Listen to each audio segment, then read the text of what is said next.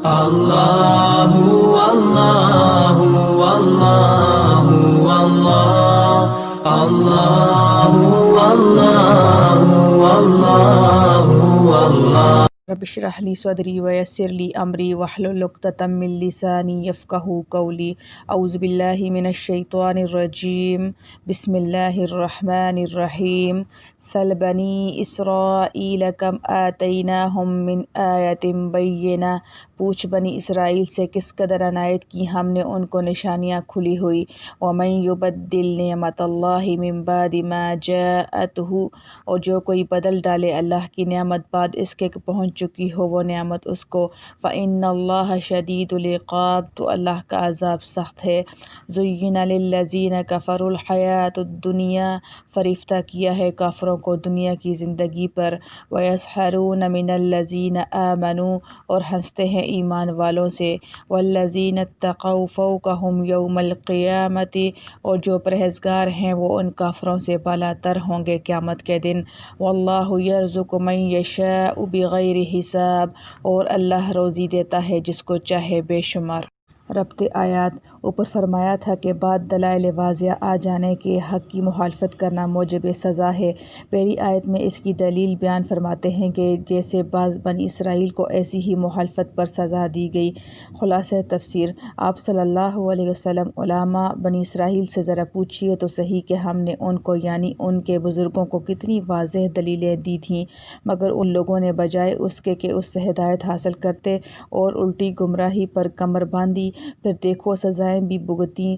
مثلاً تورات ملی چاہیے تو یہ تھا کہ اس کو قبول کرتے مگر انکار کیا آخر کوئی طور گرانے کی ان کو دھمکی دی گئی اور مثلاً حق تعالیٰ کا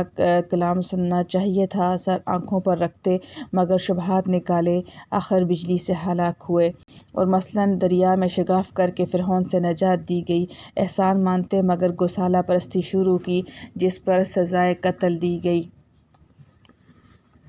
اور مثلاً من سلوہ نازل ہوا شکر کرنا چاہیے تھا نافرمانی کی وہ سڑنے لگا اور اس سے نفرت ظاہر کی تو وہ موقوف ہو گیا اور کھیتی کی مصیبت سر پر پڑی اور مثلاً انبیاء علیہم السلام کا سلسلہ ان میں جاری رہا غنیمت سمجھتے ان کو قتل کرنا شروع کر دیا جس پر یہ سزا دی گئی کہ ان سے حکومت و سلطنت چھین لی گئی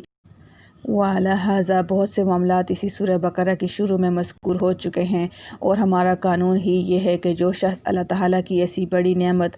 دلائل واضح کو بدلتا ہے اس کے پاس پہنچنے کے بعد یعنی بجائے اس کے کہ اس سے ہدایت حاصل کرے اور الٹا گمراہ بنتا ہے تو یقیناً حق تعالیٰ ایسے شخص کو سخت سزا دیتے ہیں۔ دوسری آیت میں مخالفت حق کی اصل علت اکثر یہ بیان فرماتے ہیں کہ وہ دنیا کی محبت ہے جس کے آثار میں اہل دین کو حقیر سمجھنا بھی ہے کیونکہ جب دنیا کا غلبہ ہوتا ہے دین کی طلب نہیں رہتی بلکہ دین کو اپنی دنیاوی اغراض کے خلاف دیکھ کر ترک کر بیٹھتا ہے اور دوسرے طالبان دین پر ہنستا ہے چنانچہ بعض رؤسائے بنی اسرائیل اور جہلائے مشرکین غریب مسلمانوں کے ساتھ باستہزاء پیش آیا کرتے تھے ان لوگوں کا بیان فرماتے ہیں کہ دنیاوی معاش کفار کو آراستہ بے راستہ معلوم ہوتی ہے اور اسی وجہ سے ان مسلمانوں سے تمسخر کرتے ہیں حالانکہ یہ مسلمان جو کفر و شرک سے بچتے ہیں ان کافروں سے اعلیٰ درجہ کی حالت میں ہوں گے قیامت کے روز کیونکہ کفار جہنم میں ہوں گے اور مسلمان جنت میں اور آدمی کو محض معاشی وسعت پر مغرور نہ ہونا چاہیے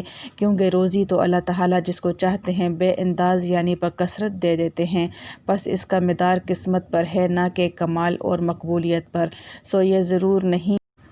کہ جو روزی میں بڑا ہو وہ اللہ کے نزدیک بھی معزز ہو اور بڑی عزت وہی ہے جو اللہ کے نزدیک معتبر ہو پھر محض اس کے اوپر اپنے آپ کو معزز اور دوسرے کو ذلیل سمجھنا بیوقوفی ہے۔ معارف و مسائل دنیا کی مال و دولت اور عزت و جاہ پر مغرور ہونے اور غریب لوگوں کا استہزاء کرنے کی حقیقت قیامت کے روز آنکھوں کے سامنے آ جائے گی۔ حضرت علی مرتضیٰ رضی اللہ تعالیٰ عنہ سے روایت ہے کہ جو شخص کسی مومن مرد یا عورت کو اس کے فقر و فاقہ کی وجہ سے ذلیل و حقیر سمجھتا ہے اللہ تعالیٰ قیامت کے روز اس کو اولین و آخرین کے مجمع میں رسوا اور ذلیل کریں گے اور جو شخص کسی مسلمان مرد یا عورت پر بہتان باندھتا ہے اور کوئی ایسا عیب اس کی طرف منسوب کرتا ہے جو اس میں نہیں ہے اللہ تعالیٰ قیامت کے روز اس کو آگ کے ایک اونچے ٹیلہ پر کھڑا کریں گے جب تک وہ خود اپنی تکذیب نہ کرے ذکر حدیث کرتبی الحمد للہ حمدن کثیرن طیبا مبارکن فیہ کما یحب ربنا ویرضا اللہم احسن عاقبتنا فی الامور کلها واجرنا من خزی الدنیا وعذاب الآخرہ یا حی یا قیوم برحمتک استغیث ربنا ظلمنا انفسنا وان لم تغفر لنا وترحمنا لنکونن من الخاسرین اللہم حاسبنا حسابا یسیرا